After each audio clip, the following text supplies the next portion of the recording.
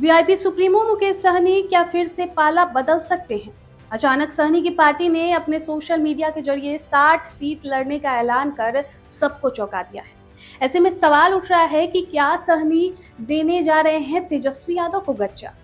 देखिए, बिहार विधानसभा चुनाव 2025 का ऐलान अभी तक नहीं हुआ है। इससे पहले सभी सियासी दल अपने हिसाब से एजेंडा सेट करने में लग गए हैं।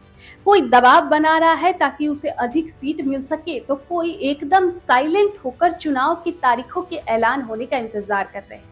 महागठबंधन में अभी तक सीटों का बंटवारा फाइनल नहीं हो पाया है। वीआईपी प्रमुख मुकेश सहनी लगातार सुर बदल रहे हैं। कभी वो 40 सीट का दावा करते हैं तो कभी वो 60 सीट मांग लेते हैं।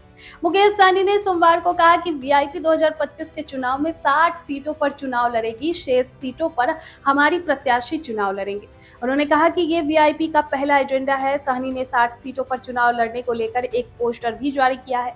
महागठबंधन ने 60 सीटों पर चुनाव लड़ने का फैसला किया है। इससे तेजस्वी की टेंशन बढ़ गई है। महागठबंधन में कांग्रेस, सीपीआई, सीपीएम और सीपीआई माले जैसे संगठन भी हैं। ऐसे में उन्हें साधने के साथ साथ नए साथियों को बनाकर रखना उनके लिए काफी सिरदर्दी वाला काम हो सकता है, और हो भी रहा है।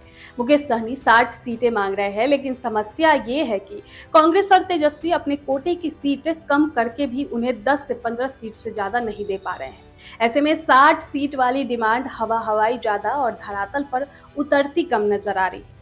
उनके अलावा सीपीआई माले और अपने पिछले प्रदर्शन के आधार पर दावा कर रहे हैं कि उन्हें भी 40 सीट चाहिए। इसके अलावा पशुपति पारस भी सम्मानजनक सीटें मांग रहे हैं। तेजस्वी यादव के लिए महागठबंधन का ये बढ़ता कुनबा संभालना मुश्किल होता जा रहा है। मुकेश सहनी लंबे समय से डेप्यूटी सीएम बनने का भी सपना पाल कर बैठे हुए हैं। उनके रास्ते की सबसे बड़ी बाधा सीटों का बंटवारा है। 2020 के चुनाव में उनका दावा 25 सीटों का था, लेकिन जब उन्हें पता चला कि उन्हें इतनी सीटें नहीं मिल रही है तो उन्होंने महागठबंधन से नाता तोड़ लिया। इसके बाद वे बीजेपी की अगुवाई वाले एनडीए में शामिल हो गए। बीजेपी ने 11 सीटें मुकेश सहनी को दी, जिसमें से वे केवल 4 सीटों पर ही जीत दर्ज कर पाए। ऐसे में सवाल अब ये है कि क्या सहनी डिमांड पूरी नहीं होने की स्थिति में महागठबंधन को अलविदा कह देंगे? इस बार उन्होंने एनडीए से भी बदला लेने की बात कही है। ऐसे में उनके स्वतंत्र चुनाव लड़ने की बात कितनी सही है, ये तो आने वाला वक्त ही तय करेगा। खैर, मुकेश सहनी की इस मांग पर आपकी क्या राय है? कमेंट बॉक्स में हमें जरूर बताएं।